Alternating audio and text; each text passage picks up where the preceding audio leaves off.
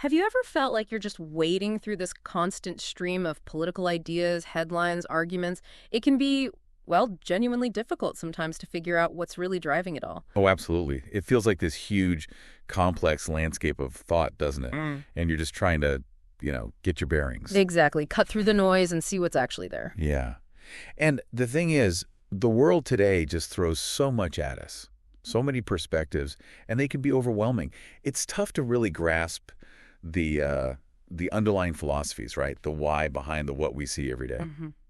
So that's really our mission today. We want to do a deep dive into two really powerful and honestly often quite misunderstood currents shaping how people think right now. Okay. What are they? We're looking at classic American liberalism and then this rising intellectual movement known as post-liberalism. Right. Classic American liberalism and post-liberalism. Yeah. And the goal is to really dissect their core ideas, Right. show where they fundamentally differ, and sort of explore the visions they each offer for, society and government going forward. And I think it's worth saying this isn't just some academic thing for a classroom. Right on. Understanding these frameworks, it feels crucial if you actually want to be well informed about the debates happening beneath the surface, beyond the slogans and the hot takes you see online. Exactly. It's about getting that why behind the what you hear in the news or, talk about with friends. It lets you see the history, the philosophy behind an argument, not just react to it. Yeah, it gives you that deeper context. Precisely. Mm. This deep dive, we hope, equips you with the tools, like a lens, to see where these ideas come from, ideas that really do impact your everyday life, and maybe even the future of how we govern ourselves. So it's about analysis, not just consuming information. That's the idea. Moving beyond just reaction to a more nuanced understanding of the forces at play. Okay, let's get into it then.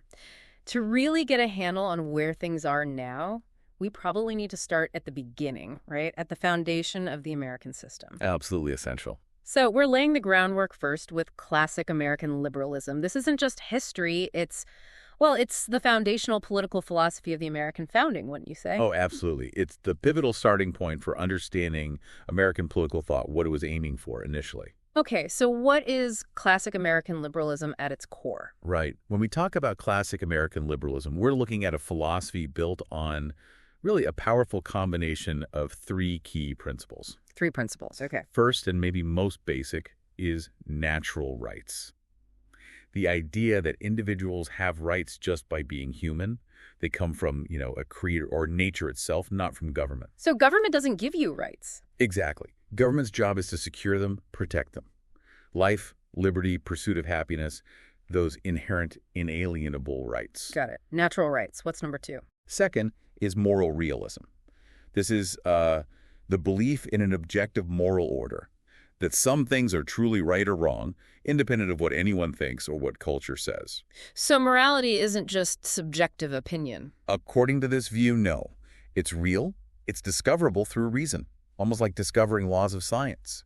It provides a stable anchor for law and how we should act. Okay. Natural rights, moral realism. And the third? Third is constitutional self-government. Basically, a system where political power is limited by a constitution, a fundamental law, and where that power ultimately comes from the people themselves. Limited government, accountable to the governed. Precisely. Making sure power isn't arbitrary and those natural rights are protected. Okay, that framework makes sense. But what about liberty within that? That word gets used in so many ways today. That's a crucial point. Liberty, in classic American liberalism, is not just license. It's not just do whatever you feel like. That's common misunderstanding. So what is it then? It's understood as the freedom to pursue the good. And that pursuit is ordered, guided by reason, by virtue, and by law. Ah, okay. So freedom with direction, not just freedom from constraint. Exactly. If it were just license, it would lead to chaos, right? Everyone's desires clashing. But freedom to pursue the good implies responsibility, using your reason, your moral sense, to choose what aligns with objective good for yourself and the community. So true freedom is tied to morality and reason. Yes, it's not found in just limitless autonomy, but in aligning your actions with what's actually right and beneficial. That connection to a higher purpose, to a discernible good, is what gives liberty its real meaning here. That makes a lot more sense. It frames liberty very differently, and this philosophy didn't just appear out of thin air, right? It has intellectual roots. Oh, definitely. Deep roots. Classic American liberalism drew heavily on certain intellectual traditions, specifically things like Scottish moral philosophy and what's called common sense realism. Scottish moral philosophy and common sense realism. Yeah, these provided a really robust philosophical foundation for the founders' ideas. It wasn't just political expediency. There was deep thought behind it. And how did those traditions influence that idea of an objective moral order you mentioned? Well, for thinkers in those traditions, morality wasn't, just relative or made up. They really believed moral truths are real, they're discoverable, and they exist independently of our opinions. Like scientific laws, but for morality. Kind of, yeah.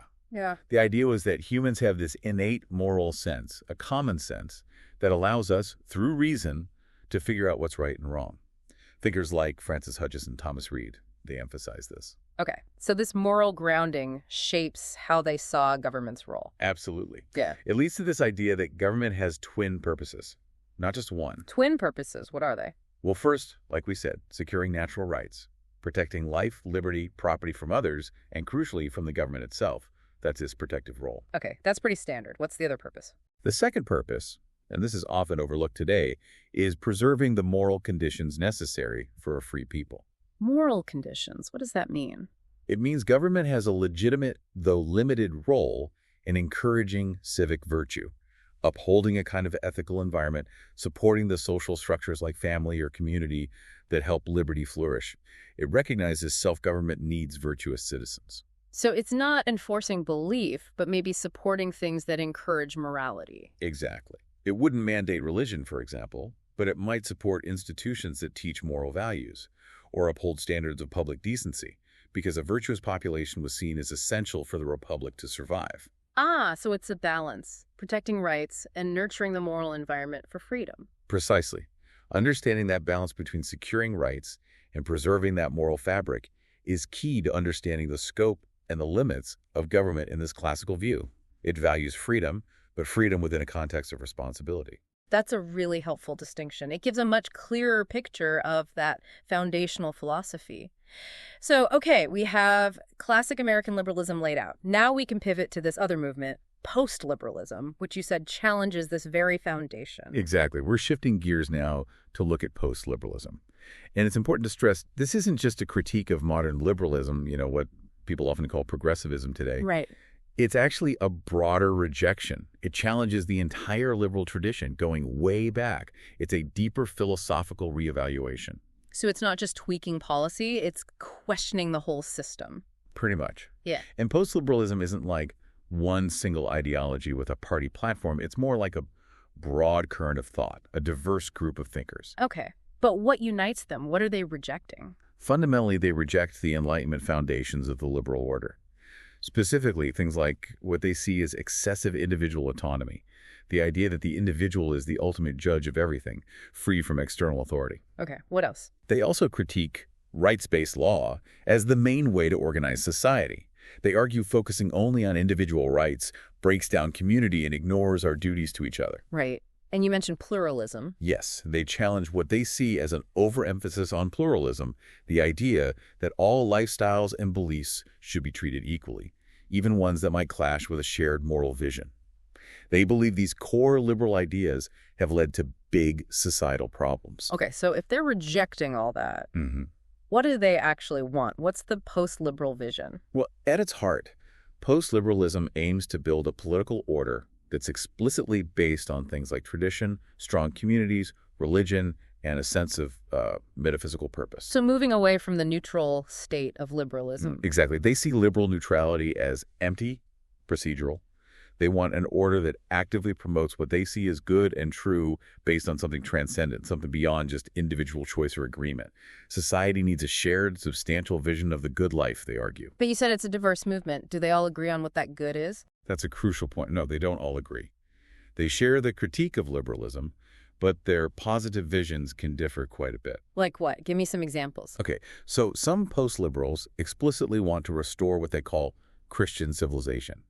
They advocate for society and laws based on Christian principles, trying to, reintegrate faith into public life. Okay, a religious basis. What else? Others focus more on rebuilding cultural solidarity through a strong sense of nationalism.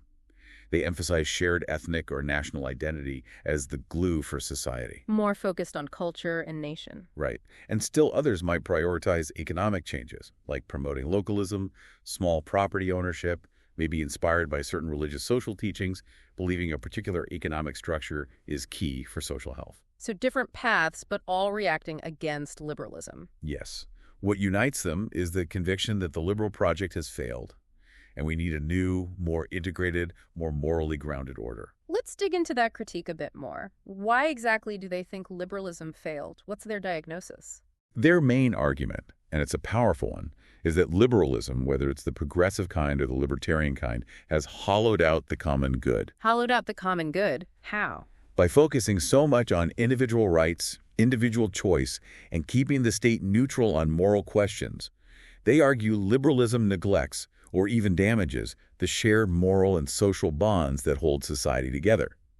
The common good, for them, isn't just everyone doing their own thing. It's a real thing that needs to be actively nurtured. Okay. What else? They also argue liberalism has eroded virtue. Because it doesn't promote a specific vision of a good life, it doesn't encourage moral excellence. By staying neutral, it leaves people feeling rootless, disconnected from deeper meaning. Leading to alienation. That's the idea. People become adrift, lacking strong communities, moral anchors, or a sense of purpose beyond themselves. And what's the result of this hollowing out and erosion?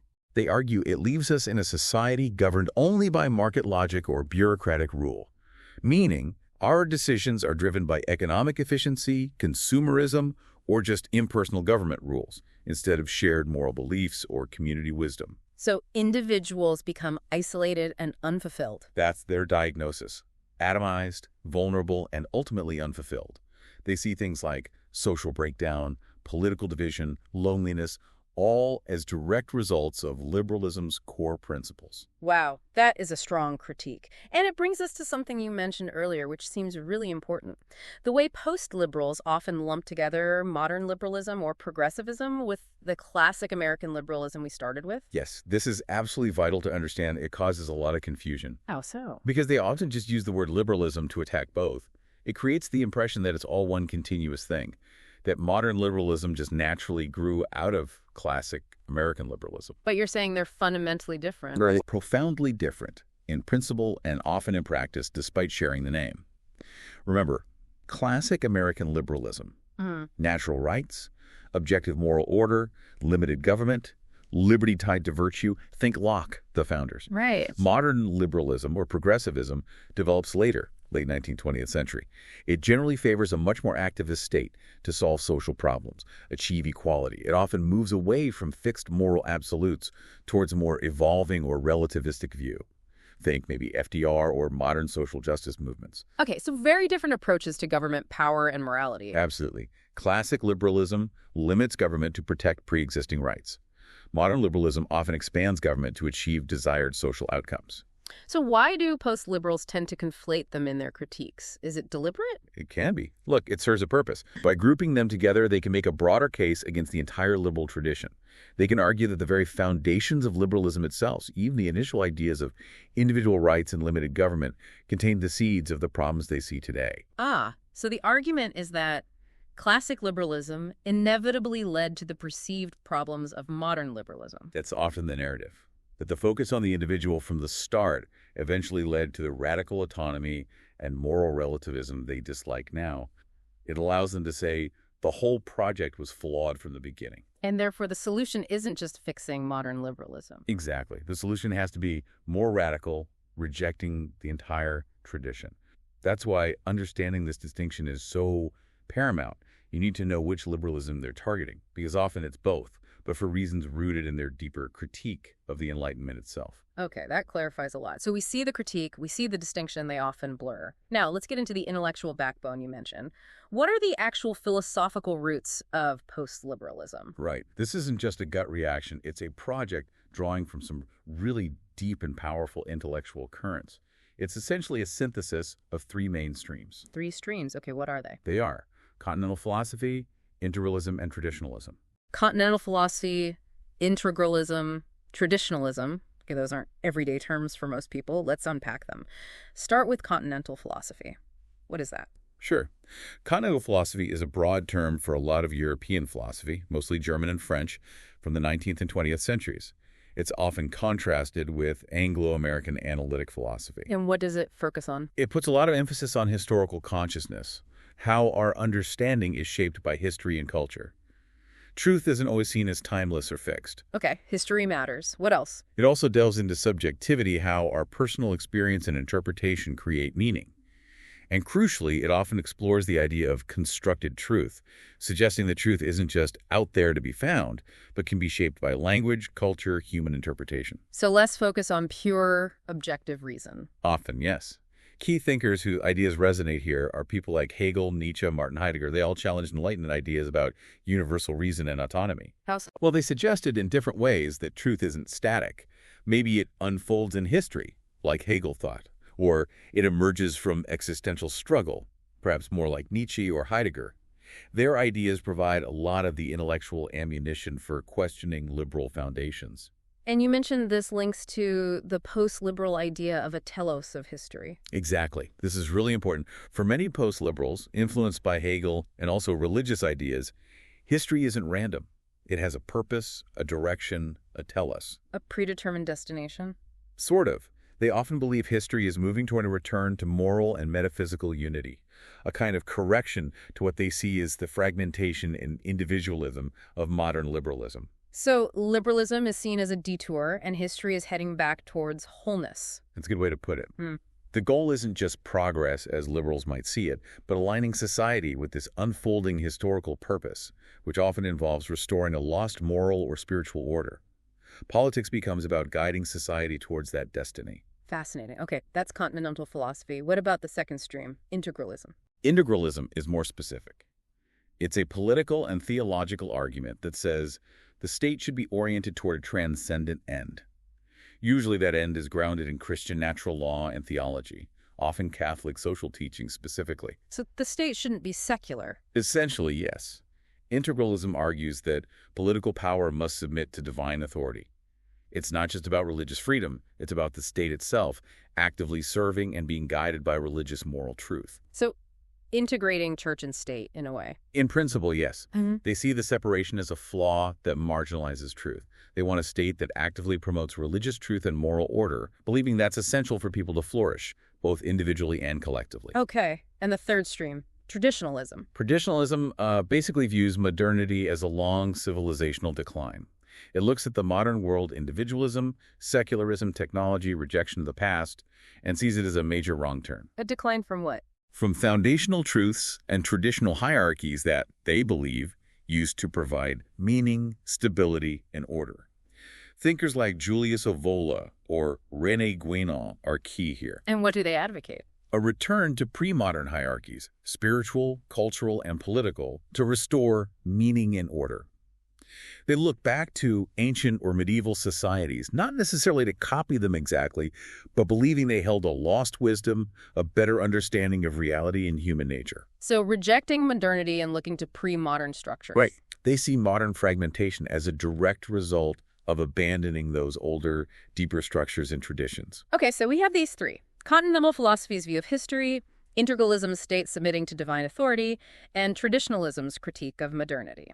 How do they come together in post-liberalism? Who are the key ancestors? When these three currents merge, they create that powerful intellectual foundation for post-liberalism's critique and its alternative vision. Right. In terms of intellectual lineage or spiritual ancestors, you've got figures we mentioned like Kierkegaard, Nietzsche, Heidegger, but also, crucially, people like Carl Schmitt. The German legal theorist. Yes, famous for his critiques of liberal democracy and his ideas on sovereignty and the exception, and also Alasdair MacIntyre, a contemporary philosopher who argues in After Virtue that Enlightenment morality failed and we need to return to virtue traditions. And what's the common thread among these thinkers for post-liberals? The core shared element is a rejection of what they call procedural liberalism. That's the liberal idea that you just need fair rules and neutral procedures for society to work. The state just manages competing interests. Okay, so they reject that neutrality. Absolutely. Instead, they advocate for thick conceptions of the good. Thick conceptions of the good. What does that mean? It means they believe in a specific, substantive, deeply moral idea of what a good, virtuous, flourishing society actually is. This good isn't just up to individuals to decide. It's subjective, rooted in tradition, religion, or some metaphysical truth. And the state should promote this thick good. Yes, that's the key. They believe the shared moral vision should be actively promoted, cultivated, maybe even enforced by the state, rather than the state just staying neutral. That's a huge break from classic American liberalism. It really is, which leads us naturally to governance. This isn't just theory. It suggests real-world ways of organizing society. Exactly. And the common thread linking all post-liberal governance ideas is that fundamental rejection of liberal neutrality. They don't think the state can or should be neutral on moral truth. Right. They argue pretending neutrality is either impossible or actually just hides a different ideology, a liberal one. For them, the state must promote what is true and good. Its purpose isn't just protecting rights, it's actively guiding society towards a higher purpose. Okay, so let's look at some specific examples. What kind of governance models come out of this? Well, one prominent one is Christian integralism, which we touched on. Here, the state is explicitly subordinate to the church or religious moral authority. So laws would reflect religious doctrine. Yes, laws would be designed to reflect eternal truth, as understood by that religious authority. It's about integrating faith deeply into public life and law. Okay, what else? Then you have national conservatism. The focus here is less on direct religious authority and more on the state's role to enforce cultural homogeneity and shared values for the sake of national cohesion. Strengthening the nation-state through shared culture. Exactly. Promoting patriotism, maybe stricter immigration based on cultural fit, supporting national traditions, protecting against globalism. The emphasis is on the solidarity of the specific nation, or ethnos. Got it. Any others? There's also economic distributism. This isn't strictly a full governance model, but an economic vision often linked to post-liberalism. It advocates a return to family-centered economic life, guilds, and local production. Based on Christian social teaching. Often, yes. Yeah. It aims for widespread ownership of productive property farms, small businesses to counter big corporations and big government, fostering local communities. Interesting. What about more radical ideas? Well, some post-liberals, maybe drawing more from traditionalism, might propose neo-monarchism or Caesarism. Rule by one strong leader. Essentially, yes. Yeah. The idea is that liberal democracy is too weak or decadent, and society needs a powerful, virtuous ruler to impose order, national direction, maybe even religious direction, a strong hand to guide people back to the good. Wow, okay. And finally? Finally, there's common good constitutionalism. This is more of a legal theory, pushed by people like Adrian Vermeulen. It argues judges and lawmakers should interpret the law, including the Constitution, not neutrally, but specifically to enforce moral order and promote a substantive vision of the common good. So using the law actively to shape society towards a moral end. Precisely. Rejecting neutrality and legal interpretation in favor of promoting a specific, often traditional, moral framework. These models really do paint a picture of a profoundly different kind of society, which brings us, I think, to the absolute core difference, how these two philosophies see the individual. Yes, this is perhaps the most fundamental split. Classic American liberalism starts with a very specific view of the person. Which is? That each person is made in the image of God, endowed with natural rights, reason, and moral conscience. There's an inherent dignity and worth before any government or society. So the individual is primary, in a sense. Yes. Individuals are seen as valuable in themselves, capable of moral choice, capable of self-rule. And society then is viewed as a voluntary community of free, responsible individuals who come together to pursue their good while respecting others' rights. Community serves the individual's flourishing. In this view, yes. Institutions support and protect the individual's inherent dignity and liberty. Okay, that's the classic American liberal view. How does post-liberalism contrast with that? It sounds like it flips it. It often reverses this, exactly. Post-liberalism tends to see the individual as fundamentally incomplete outside of tradition, culture, and sacred order. Incomplete. How so? The idea is that the isolated, rights-bearing individual of liberalism isn't truly whole or free. They argue this individualism leads to alienation.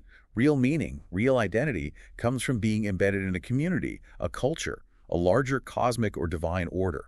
So fulfillment comes from belonging, not autonomy. Largely, yes. You find yourself by integrating into something bigger. And this leads to a very different idea of freedom. How is freedom understood then? The post-liberal view often suggests you are not born free. You become whole only by conforming to a higher authority. Conforming to authority is freedom. That sounds contradictory. It does from a liberal perspective. But here, freedom is redefined. It's not self-direction or lack of constraint. It's submission to the truth, as defined by revelation, tradition, or metaphysical hierarchy. So true freedom is aligning yourself with the predefined truth. Exactly.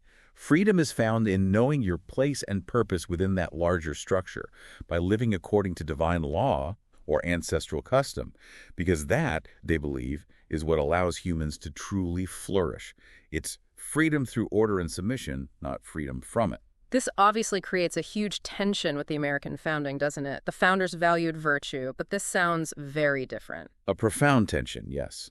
The founding was definitely based on both liberty and virtue. They knew freedom required responsibility. Right. But crucially, they did not envision enforced metaphysical conformity as the condition for being a whole person or having an ordered society. They believed people, using reason and conscience, would freely choose virtue. The state secures the conditions for that choice. It doesn't mandate the outcome or a specific definition of wholeness. So classic American liberalism cultivates virtue, while post-liberalism enforces a specific good. That's a key way to frame the difference. Cultivating virtue through freedom versus enforcing a good as the path to or definition of freedom. It's a chasm in understanding the individual. And this flows right into how they see history's purpose, their teleologies. Right, the telos. Let's look at that ultimate purpose. What's the end goal for classic American liberalism? For classic American liberalism, the telos isn't a fixed destination imposed from above. It sees liberty as a condition for fulfilling the moral law through conscience, reason, and community. So the goal is moral fulfillment through freedom. Yes, creating the framework where free individuals can pursue virtue and moral goodness. It's rooted in that idea of natural law and universal moral realism. There are objective moral truths, and liberty lets us discover and live them responsibly. The telos is ongoing flourishing, individual and communal, within morally ordered freedom. A dynamic process, not a fixed endpoint. Exactly. It emphasizes the journey of people striving for good through their own agency. Okay, now contrast that with the post-liberal telos. It sounds much more determined. It generally is.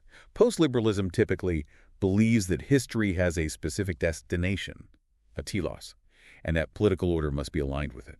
Back to that Hegelian idea of history unfolding with purpose. Very much so. History isn't just happening. It's going somewhere specific towards a moral or spiritual culmination, maybe a restoration of a lost order. The current liberal age is often seen as a decline that needs overcoming to reach that true end. And who defines this destination? It varies. It could be defined by religion, God's plan, a Christian society, or by tradition, returning to an idealized past order, or by ethnos, fulfilling the destiny of a particular people, culture, or nation. The shared identity. Right, the shared cultural, ethnic, national identity. Whatever defines it, that telos becomes the guiding principle for governance. The state's job is to actively steer society towards that predetermined end. So political action is judged by whether it helps reach that destiny. Precisely. It's a vision of history with a clear, morally required endpoint. Okay, boiling this all down, it really feels like a fundamental choice between two very different ways of seeing the world. Purpose, authority. It absolutely is. You could almost summarize the core contrast like this. Go for it. Post-liberalism says, you must be ruled, and it must be by what is true. It emphasizes truth, order, submission to a higher authority, and the state enforcing that for the collective destiny. Okay, and classic American liberalism. Classic American liberalism says, you must be free so that you may rule yourself in light of truth. It emphasizes freedom as the necessary condition for individuals to responsibly discover and live according to truth, with the limited state protecting that freedom. Wow. Imposed moral unity versus cultivated moral responsibility. That's the heart of it. The difference between a society guided to a destination and one empowering individuals to navigate towards a moral horizon responsibly. That's the crux of the debate, and something really worth thinking deeply about. What an incredible journey through these ideas. We've gone from classic American liberalism's foundation, natural rights, moral realism, self-rule for flourishing, right into post-liberalism's deep critique of that whole tradition.